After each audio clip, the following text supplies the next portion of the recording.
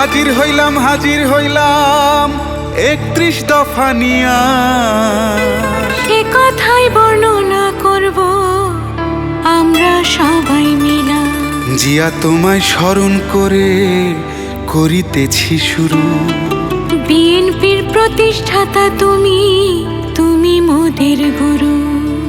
দেশনেত্রী খালেদা জিয়া আপনাকে সালাম। দেশদশের তরে গান শুরু করিলাম। যোগ্য পিতার যোগ্য সন্তান বিএনপির নেতা তারেক রহমান ঘোষণা করলেন 31 দফার কথা। 31 দফায় সচল হবে অর্থনীতির চাকা। সেই সাথে সংস্কার হবে রাষ্ট্রের মূলধারা। আরে আসবে ফিরে জনগণের সকল চাওয়া পাওয়া।